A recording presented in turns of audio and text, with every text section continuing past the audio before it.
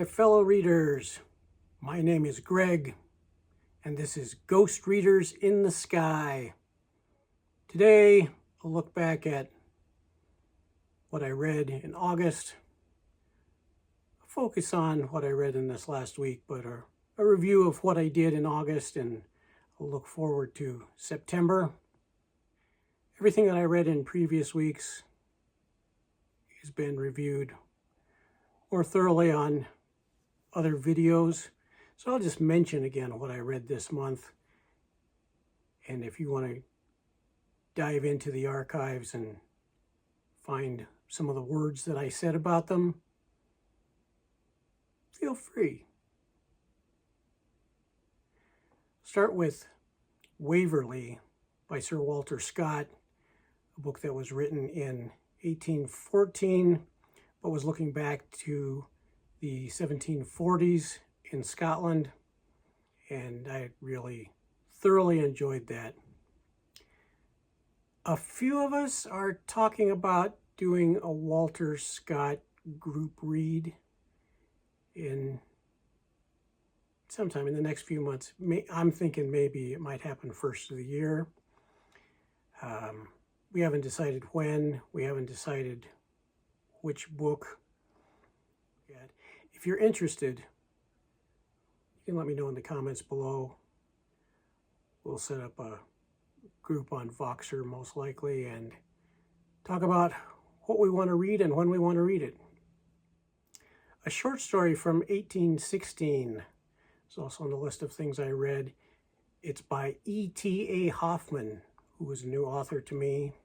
Well, as was Walter Scott. I hadn't read any Walter Scott before either. E.T.A. Hoffman wrote a short story called The Sandman, kind of a gothic horror, proto-science fiction, weird mix of genres, and that was a fantastic story. I read another short story, this one from 1889, written by Anton Chekhov, called The Bet. I was thinking about it, and so I read it again, and I really enjoyed it. Also been in a group read of some of the poems by T.S. Eliot. I've talked in previous weeks about The Love Song of J. Alfred Prufrock and The Wasteland. And the other book I finished previously that I've already talked about is True Grit by Charles Portis. A fantastic book. All right, so what did I finish this week? I read Lewis Carroll's Alice's Adventures in Wonderland, written in 1865. I haven't read Lewis Carroll. I think I read the poem Jabberwocky, and so I was really pleased to go back and read about Alice and to get some of the Disneyfication ideas out of my head. This is it's a fantasy adventure told from the point of view of Alice, a young girl. She's 10, I think so, who ends up following a white rabbit and goes down the rabbit hole and ends up in Wonderland and meets the Mad Hatter and the March Hare and Queen of Hearts and the Cheshire Cat. All those characters who you probably know about and have heard about. But the book is so much fun to read. It's written for younger readers, probably what we would call middle grade now, I think. So it's easy to read, it goes by fast. That was a fun book. Not a life-changing book, but certainly I liked it better than the Disney film or any of the other films. I need to get one of those shirts like I saw Chris wearing from Liminal Spaces. The book was better than the movie. Next, I read a short story, first published in 1892 by Arthur Conan Doyle. It's a Sherlock Holmes story called The Speckled Band. I have this version that the dust jacket wasn't there when I bought it at the thrift store.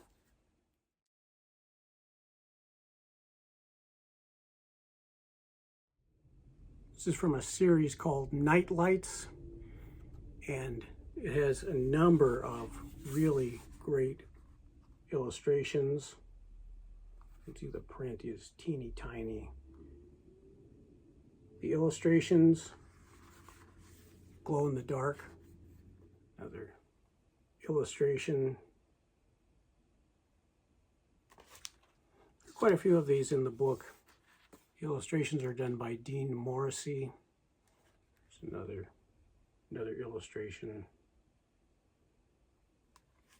Just a fun edition, and a good book, a good story.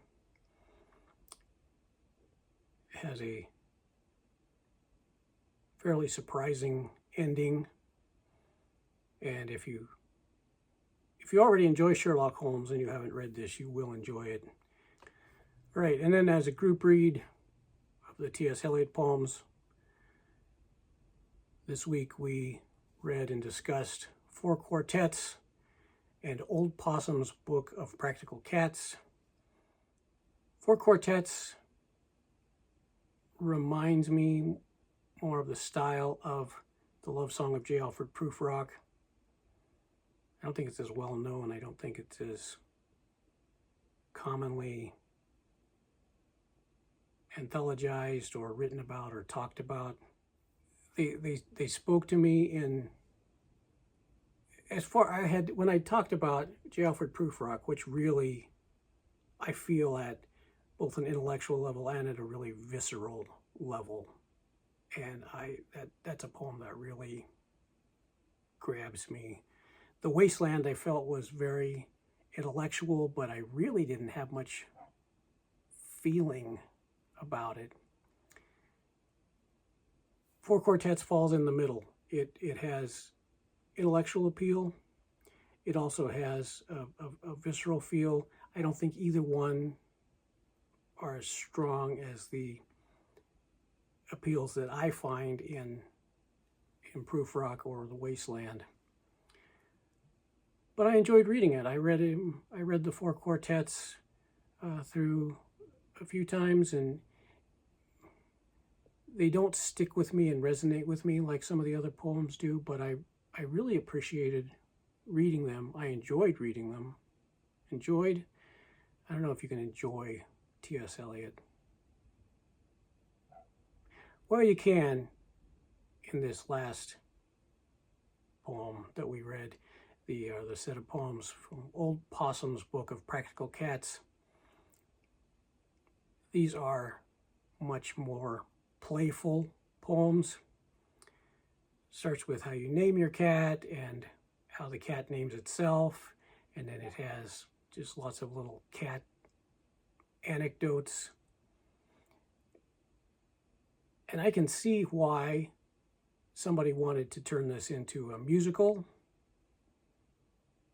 Although if I were turning something into a musical, I would have picked a real musician to write it, not Andrew Lloyd Webber. The other book I finished this week, and this is my favorite read of the entire month. That is this wonderful series of sayings. Let's see if I can get that focused. By Edward Abbey, A Voice Crying in the Wilderness. So Edward Abbey wrote this very late in his life. The introduction that he wrote to this, he signed on March 3rd of 1989. He died on March 14th. So he finished this book just within a couple of weeks, less than 2 weeks before he passed away. This is he went back through the notebooks and journals that he kept. I think he said 21 years worth of journals. And he just pulled out some things that meant something to him. And he even says, I'm going to read this part. Here's what Edward Abbey wrote in his introduction, among other things. I am myself the subject of this book. There is no reason why you should waste your leisure on such a frivolous and unrewarding subject. Yeah, It's a book of sayings and aphorisms and just little punchy things with some illustrations. It's categorized, so it starts with philosophy, religion, and so forth. And it has sections on writing, and it has sections on government, and has sections on music and on writers and writing. So, well, this is kind of how it's set up. So, I don't know how well you can see that. But just little short, 1 or 2, maybe 3 sentences at the most of things that came out of his journals. And he even says some of it contradicts other parts of it, but it's a true and honest book, even with the contradictions. I have been reading this and thinking about it quite a bit, even though these are sometimes pithy. There still is a lot of interesting words and interesting thoughts. Some of them I agree with. Some of them really made me angry. All of them made me think. And that is what Edward Abbey set out to do. There are a number of illustrations in this book. The illustrations are credited to Andy Rush, but according to Ken Sanders of Ken Sanders' Rare Books in Salt Lake City, who was a friend of Abbey's, Ken says Abbey did these drawings himself. So he doesn't have credit for them, but he may. I tend to believe Ken Sanders. So here's one of the. This goes along with this car here. The piece from his journal that he pulls out says, "There is science, logic, reason. There is thought verified by experience. And then there is California." This is the first page of the Good Manners section. Another drawing there. And Abbey says, "We should restore the practice of dueling. It might improve manners around here." Tom Russell wrote and recorded a song called The Ballad of Edward Abbey, which contains the lyric, "If a man can't piss off his own front porch, he's living too close to town." Abbey's version from his journal here says, "How to overthrow the system. Brew your own beer. Kick in your TV. Kill your own beef. Build your own cabin. And piss off the front porch whenever you bloody well feel like it." And here's the, if you don't want to see this photo, avert your eyes. Not a photo, it's a illustration. You know what I mean. You know what I mean. Anyway, a lot of great stuff in here. It is, like I said, it's short thoughts, observations, aphorisms, many of them pithy, but all of them worthwhile. I would not suggest starting with this book if you have not read Edward Abbey before. I think this is a really good follow-up when you've read some of his other works, but I would suggest you read Desert Solitaire and The Journey Home and fiction like The Monkey Wrench Gang and The Brave Cowboy. Some of his better known and I think more potent works. One Life at a Time, Please.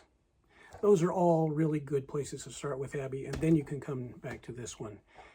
But if you've read some Abbey, you kind of had some idea who Edward Abbey is. This Voice in the Wilderness is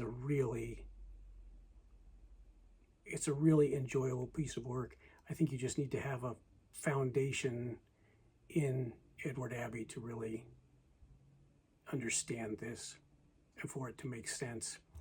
Because you'll read it and you'll like some of it, you'll hate some of it. Some of it will make you angry, some of it will make you sad, some of it will make you throw your hands up in despair, some of it will make you laugh out loud.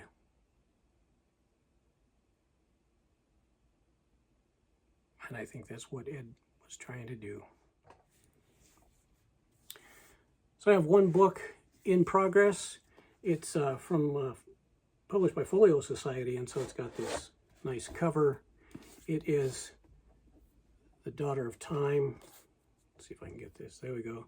Daughter of Time by Josephine Tey. This is one of the 6 books that features the Scotland Yard detective Alan Grant. So that's what I'm in the middle of. I am about, you can see the bookmark there.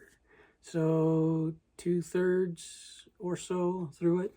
It reads very quickly, and I'll finish it up soon. This is my first venture into Josephine Tey, who is somebody who I've had on my to-read list for a long time, and I'm glad I finally got around to reading this one. As many of you know, on Thursdays, Poetry Thursdays, I have been reading a series of cowboy poems, and I don't always plug them as well as I could. I think that these poems are worth listening to. I think I read them fairly well. Most of them are from poets that aren't talked about here on BookTube. I mean, poetry itself isn't talked about much, and cowboy poets are even lesser well known. But what I read and put on the channel this week, these are all findable on my channel. There's also a playlist of cowboy poetry. But I read Banjo Patterson's A Bunch of Roses from 1894. I read Gail I. Gardner's The Sierra Peats from 1935. I read Omar S. Barker, his poem Rain on the Range, published in 1968. And Wallace McCrae's poem Urban Daughter. So now what's coming up in this next month, particularly in September? I don't have massive plans, but I am going to do a little bit of participation in a couple of events. One is Sumerian September, where we read works by Robert E. Howard. And I have picked up for this the Savage Tales of Solomon Kane. This is a big Del Rey anthology of works that were published in the pulps from, I think, like 1928 to 1936, pretty close to that. Quite a few stories in here, and I have not read a Solomon Kane story, so I'm quite excited about diving into Solomon Kane. And I think that's the first thing that I will read in September. The other thing I'm going to read, there's an event celebrating the octopus and the squids and other cephalopods, focusing primarily on the octopus, and so the event is obviously called Octember. I decided to read a book that is not about the biological octopus or squid. I decided that I'm going to do a reread of Frank Norris's book, The Octopus. It's a story of California. The octopus is a metaphor for the railroad that is sinking its tentacles into everything. So this is a little guy versus the corporation novel. I read it once a long time ago, and I'm reading it again, or I will be reading it again for October. So there it is, a wrap-up, fairly long wrap-up of what I've read in August, what I finished up in this last week, and what I'm planning to read in September. And I'll do it again next week. We'll have another weekly roundup of what I've read and what I'm going to read. Thanks so much for watching today, and I appreciate all of you, especially those of you who watched all the way to the end. Till next time, my name is Greg, and this is Ghost Readers in the Sky.